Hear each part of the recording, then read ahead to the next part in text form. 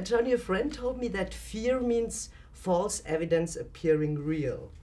You know, if you Yes. take the letters. Mm-hmm. In the case of Jack Ripper, it wasn't like that, because I thought, oh, that sounds good, but at the end, fear was very real. Very real. What does attract us so much? Why are we so fascinated with fear and inner demons? Boy, I mean, that would take a room full of shrinks to be able to answer that. I don't know. I think we're always fascinated with those things that are so far away, but that we fear could be close. Also, you know, it's the things unsolved. You know, especially with the Ripper case, something so gruesome, so horrific, being left unsolved. That certainly began my fascination with it. You know? Because we always try to understand people, you know. He must have been somehow insane, otherwise you couldn't do that, you know. But on the other hand, you know, your character, Aberline, he has the same problem. He has a loss, but he goes into drugs. He escapes the world, and I think it's his right to do that, you know. I mean, you can kill somebody or you escape, you know. Exactly, Somehow you have to get relieved. But I think life is never easy. Or how do you look towards life? I know you told me last time with your daughter your life changed immensely and everything is great now, but still, life is gruesome, isn't it? Well, yeah, I mean, it's never easy. I mean, you know, yeah, none of it's easy, but I think the thing, you know, tend to take things for granted, you know, as human beings, you know, with these weird animals, human beings, we forget that each breath that we take is a blessing. Each and every breath. You know, and it takes something extreme, something intense, or something devastating and close for us to sort of get that wake-up call, you know, when you lose someone that you love very much, or someone you care about, and beyond that, to see someone that you loved and they're gone, and their children will never see them again, and their wife will never see them again. I mean, it's those kind of things that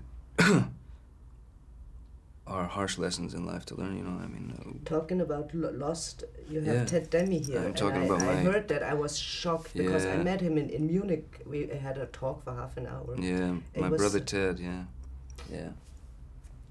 He's a beautiful man. He is. Beautiful man. I liked him a lot. Yeah, I have difficulty talking about Ted in the past tense. You know, I still speak about him in the present. It's better, so he's, you know, because he's still alive in the hearts of the people. Yeah, absolutely. And I think the bastard he had such a great sense of humor, he'll just haunt me forever, you know, so might as well wear him on me. Johnny, being in Prague, filming there on the set, this old lady Prague, did you fall in love with her? Did you like her? Prague, boy. Sorry for the switch. It was no, it's okay. Prague, I did like Prague. I found it very interesting. You know, untouched. You know, through the wars. You know, amazing to see that. You know, existing like that. Also amazing to walk those streets after having read Kafka years before and seeing. You know, it's all true. You know. Yeah, no, I did. I found it a very interesting place. It's really got its dark side. It really, really has a dark side. And being in such an old, you know, 19th century, 1888 it was, did you ever have the feeling you would like to be born in another century, like maybe before or in the future? Oh yeah, I've always sort of thought that. I don't know, I always thought that maybe I was born in the wrong time. You know, that maybe I should have been in Paris in the 20s or something, or the teens, you know. Yeah, I've thought that quite a lot. Do you believe in reincarnation? Do you believe that? Well, I don't know if I mean, there's been certainly no scientific proof, you know, or anything, but I mean, it's something I'd like to believe in. It's something I'd love to believe in. Yeah, I hope it's true. I think it'd be great. It depends what you... Just keep going, you know. What you're coming back, you know, as well, it's like each time is an education, you know.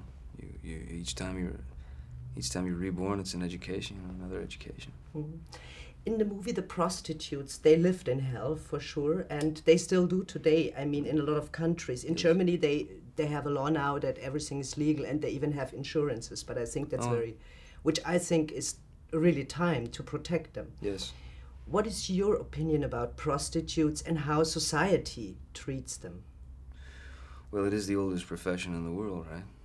I think prostitution and then acting. I think it's sort of that order.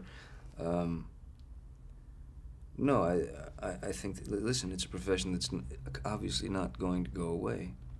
You know, these people have to make money, they have to live, they have to support their families. This is what they do, this is what they do. You know, in the United States, certainly, you know, there's this kind of fake Puritan, you know, what they call, this expression in French that I love called faux cul, you know, which is a hypocrite, basically. They have that sort of outlook in terms of prostitution. No, I think Europe it's handled much more sort of civilized. You know, it's much more civilized. In the States, you know, it's strictly forbidden. You know, it's looked down upon. It's this, it's that. But they're liars. They're liars. Like you say, I think also, you know, they just do a profession very honestly. Other people sell their soul, you know. It's even worse. Yeah, much worse. Money, much worse. And kill people. Yeah. Do I have one more? Because you already was. What is hell? I mean, the movie's called From Hell. Mm-hmm. What is hell for you? And when you explain hell, explain heaven. Is that then a boring place, maybe? Boy, what is hell? What is hell and what is heaven? Well, hell... boy.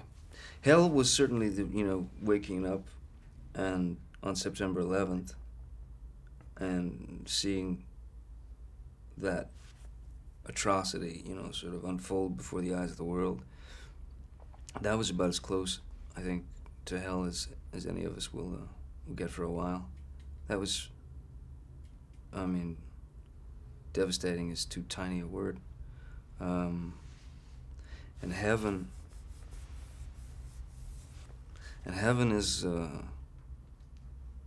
yeah, like I was talking about before, just the ability, you know, to really not take for granted the gift of life, the gift of breath, and that every breath is a blessing, and that we all, you know, we have our families, we have our wives, our kids, our husbands, or whatever, you know, moms, sisters, brothers.